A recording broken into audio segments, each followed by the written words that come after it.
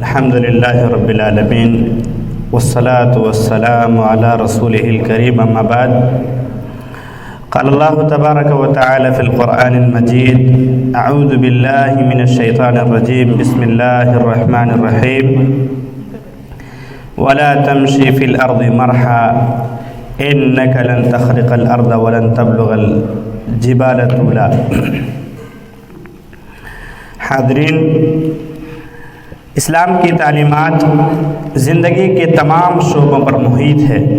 ان کا تعلق عقائد کے باب سے ہو، عبادات کے باب سے ہو، معاملات کے باب سے ہو یا معاشرت کے باب سے ہو، زندگی کے تمام شعبوں میں آپ اسلامی تعلیمات کو مکمل پائیں گے، کسی میں آپ کمی نہیں پائیں گے۔ ایسا کوئی شعبہ نہیں ہے جس میں مکمل رہنمائی نہیں کی گئی ہے۔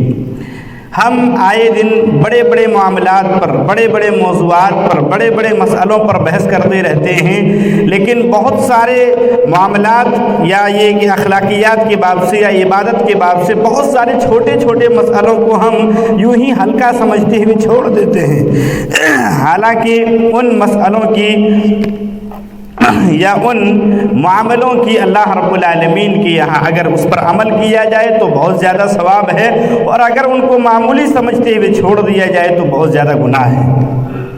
انہی معاملوں میں سے یا مسئلوں میں سے راستے کے حقوق کے تعلق سے آپ سوچیں۔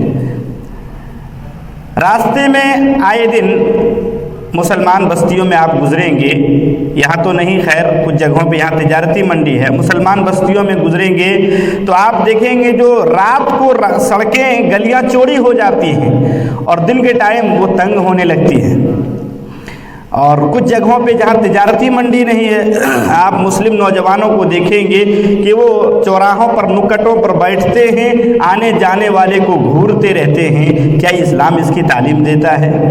آج سب سے زیادہ اگر کسی کو راستے کے معاملے میں کسی قوم سے دشواری اور پریشانی ہے تو مسلم قوم سے ہے۔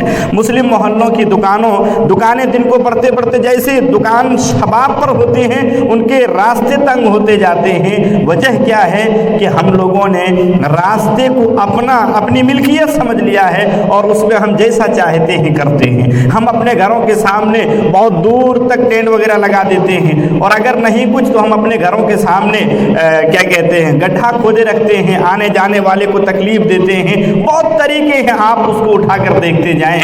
راستے کے تعلق سے اللہ کے نبی صلی اللہ علیہ وسلم نے جو حکم دیا ہے، احادیث کے اندر راستے کے جو حقوق ہیں آپ اس میں دیکھیں گے۔ ایک حدیث حضرت ابو سعید خدری رضی اللہ تعالیٰ عنہ بیان کرتے ہیں، اللہ کے نبی صلی اللہ علیہ وسلم نے فرمایا ایاکم والجلوس فی الطرقات۔ اللہ کے نبی صلی اللہ علیہ وسلم نے صحابہ سے کہا تم سڑکوں میں بیٹھنے سے بچو۔ صحابہ اکرام رضی اللہ عنہ کہتے ہیں اللہ کے نبی صلی اللہ علیہ وسلم اگر ہم سڑکوں میں نہیں بیٹھیں گے تو ہمارا معاملہ بہت عجیب ہو جائے گا۔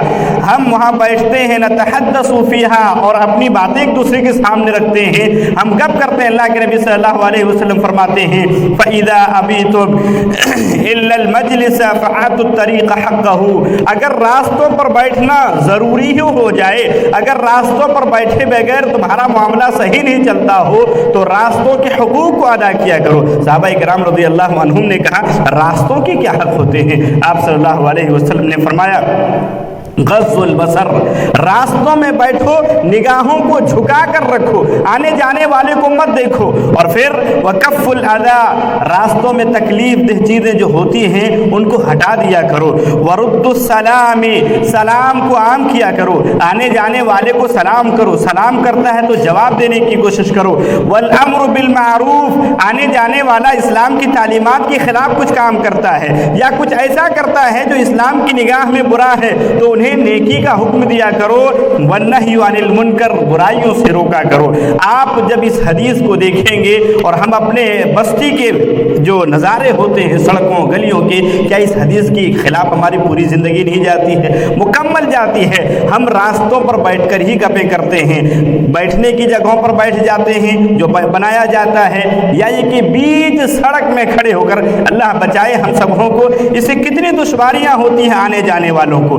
بعض اوقات ہوتا یہ ہے کچھ جگہوں پر دیکھا جاتا ہے کہ سامنے والا جو آ رہا ہے وہ تھوڑا دبنگ ٹائپ کا ہوتا ہے تو برا بھلا بولتے بولتے چلا جاتا ہے، اور اگر وہ کمزور قسم کا ہوتا ہے، سامنے بہت زیادہ لوگ بیٹھے ہوئے ہوتے ہیں تو کچھ بولتا نہیں ہے، لیکن آگے جانے کے بعد کہتے ہیں ان لوگوں میں تہذیب نام کی کوئی چیز نہیں ہے، ان لوگوں کو کچھ نہیں معلوم ہے، یہ یوں ہی بیٹھے رہتے ہیں، کیا ایسا کرنا صحیح ہے؟ وہ امور جن کا تعلق راستوں کے متعلق رکھنا ضروری ہے وہ بہت سارے ہیں۔ نمبر 1 یہ کرنا ہے کہ نگاہوں کی حفاظت کرنی ہے۔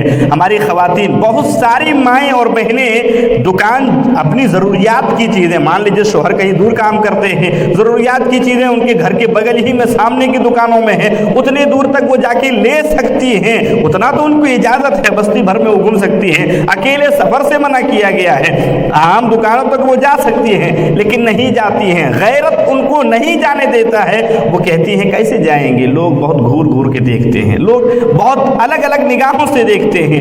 یہاں ابھی تک میں نے نگاہوں کے تعلق سے نہیں تو ابھی دیکھی ہے، باتیں سنی ہے اور دیکھنے میں نہیں آیا، لیکن ہاں وہ جو دکان بڑھا دیتے ہیں اس سے دشواریاں بہت زیادہ ہوتی ہیں، لیکن ہمارے یہاں اللہ معاف فرمائے لوگ شام کو رات کو بیٹھتے ہی ہیں باہر، تمام لوگ آگے باہر بیٹھتے، گھروں کے باہر اسارا بنا ہوا رہتا ہے بیٹھک کی چیز، اس پہ بیٹھتے ہیں، انڈونیشیا، افریقہ اور لبنان وغیرہ کی باتیں کرتے رہتے ہیں جس کا ان سے کوئی تعلق نہیں ہے۔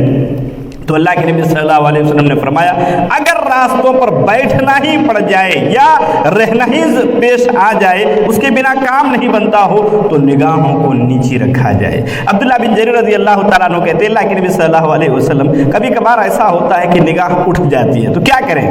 آپ صلی اللہ علیہ وسلم فرماتے ہیں، مسلم کی روایت ہے، نگاہ فوراً پھیر لو، دیکھتے مت رہو، اگر نگاہ پڑ جاتی ہے کسی پر تو دیکھتے مت رہو، فوراً نگاہ کو پھیر لو، اس لیے کہ نگاہ یہ زنا کی شروعات ہے، لہذا اس سے بچا جائے۔ اسی طریقے سے تکلیف دہ چیزوں کو ہٹانا، ہمارے گھر کے سامنے ہے تو ہٹائیں گے، ان کے گھر کے سامنے ہے تو ہٹائیں گے نہیں، لوگوں کو کہیں گے ارے ان کو پتہ ہی نہیں، اپنے گھر کے سامنے ایسا ہی رکھتے ہیں، کبھی جھاڑو نہیں لگاتے ہیں، ان کے گھر کے سامنے یہ ہے، آپ کا کام کیا ہے؟ نبی کا حکم، نبی صلی اللہ علیہ وسلم نے فرمایا کہ راستوں سے تکلیف دہ چیزوں کو ہٹایا جائے۔ حضرت ابو ہریرہ رضی اللہ تعالیٰ عنہ راوی حدیث سے فرماتے ہیں الایمان بضع و70 شعبہ، ایمان کے 70 سے زائد شاخیں ہیں۔ آپ صلی اللہ علیہ وسلم نے فرمایا اعلیٰ قول لا الہ الا اللہ، سب سے اعلیٰ درجے کا ایمان لا الہ الا اللہ کہنا، یعنی توحید خالص کا پابند ہونا ہے۔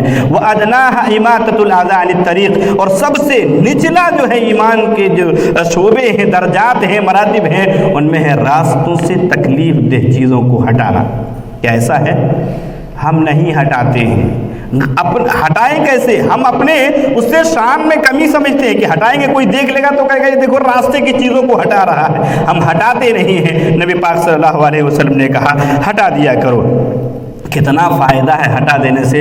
ابو ہریرہ رضی اللہ تعالیٰ عنہ راوی حدیث ہیں، کہتے ہیں بینما رجل یمشی فی الطریق وجد غصن شوک فاخذہ فشکر اللہ له فغفر له، ایک آدمی راستے میں چل رہا ہوتا ہے کہ راستے میں اسے کوئی کانٹے کی چیز، کوئی تکلیف دہ چیز اسے دکھائی پڑتی ہے، وہ اسے اٹھا کر رکھ دیتا ہے تو اللہ اس سے خوش ہوتا ہے اور اللہ اس کو معاف فرما دیتا ہے، وہ جنت میں جانے والے لوگوں میں سے شمار ہو جائے گا۔ لہذا یہ کیا جائے۔ کف الاذی کی آپ اگر تشریح دیکھیں گے تو بہت زیادہ ہے۔ اسی طریقے سے راستوں کے حقوق جو ہیں ان میں سے یہ ہے کہ راستوں میں پیشاب نہ کیا جائے۔ الحمدللہ اس پر مسلم قوم اب عمل نہیں کرتی ہے، کیونکہ مسلم قوم اتنا تو غیرت مند ضرور ہے کہ اگر انہیں پیشاب کرنا ہو تو وہ پردے کو دیکھنا شروع کر دیتا ہے۔ پھر آپ صلی اللہ علیہ وسلم نے فرمایا، ایک حدیث میں ہے کہ 2 لعنت کرنے والی چیزوں سے بچو، راستوں میں پیشاب پاخانہ نہ کرو اور سائے کی جگہوں میں جہاں لوگ بیٹھتے ہوں ان جگہوں پہ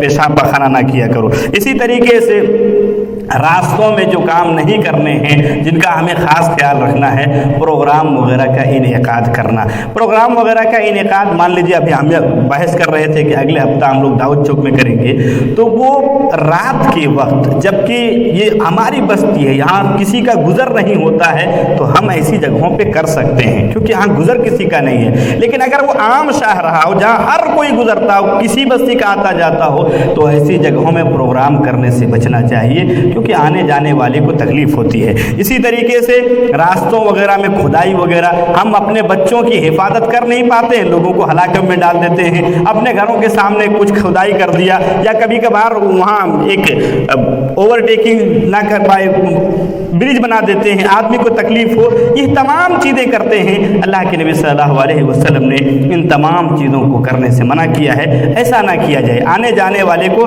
تکلیف نہیں ہونی چاہیے۔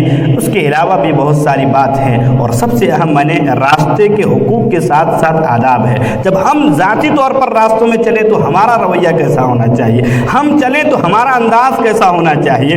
ہم جب راستے میں چلیں تو ہمیں درمیانی راستے میں نہیں چلنا چاہیے۔ عورتوں کے تعلق سے تو تاکیدی حکم ہے کہ وہ راستوں کے کنارے سے چلیں، لیکن ایک عام راستہ ہے جس سے لوگ آتے جاتے ہوں، جب عورتیں ہیں ہی نہیں تو مردوں کو بھی چاہیے کہ کنارے ہو کر چلیں، اور جب بھی چلیں چاہے بیچ ہی راستے میں چلتے ہوں، چال کے اندر اتنا نرمی پن ہو، اس کے اندر اکڑ نام کی چیز نہیں ہونی چاہیے۔ آنے جانے والا چھوٹا بچہ ہے اسے سلام کر دیے، بڑا ہے سلام کر دیے۔ تکبر یہ نہیں ہے کہ آدمی صرف یہی نہیں ہے کہ اپنے مالوں کی بڑائی کرے یا اپنے عہدے کی بڑائی کرے، تکبر یہ بھی ہے کہ آ رہا ہے کوئی تو آپ نے اس کو چھوٹا سمجھ کے اپنے آپ کو بیچ ہی راستے پہ اور اپنی آن بان شان کے ساتھ چلتے ہیں، یہ بھی تکبر ہے۔ اللہ راستوں میں کیسے چلا جائے، اس تعلق سے زمین کے اندر کیسے چلا جائے، اللہ فرماتا ہے وَلَا تَمْشِ فِي الْأَرْضِ مَرَحًا، زمین میں اکڑ کر مت چلو، اس لیے إِنَّكَ لَن تَخْرِقَ الْأَرْضَ وَلَن تَبْلُغَ الْجِبَالَ طُولًا، تم زمین کو پھاڑ بھی نہیں سکتے ہو، اور یہ جو اکڑ پن ہے، بڑک پن، تم آسمان کی بلندی تک تم پہنچ بھی نہیں سکتے ہو، پہاڑوں تک پہنچ بھی نہیں سکتے ہو، لہذا نرم چال رکھو۔ اللہ کے نبی صلی اللہ علیہ وسلم بڑے نرمی کے ساتھ راستے میں چلا کرتے تھے۔ راستوں کے اور بھی حقوق ہیں، اس موضوع کو کبھی انشاءاللہ العزیز خطبہ جمعہ کے لیے رکھا جائے گا۔ السلام علیکم ورحمۃ اللہ وبرکاتہ۔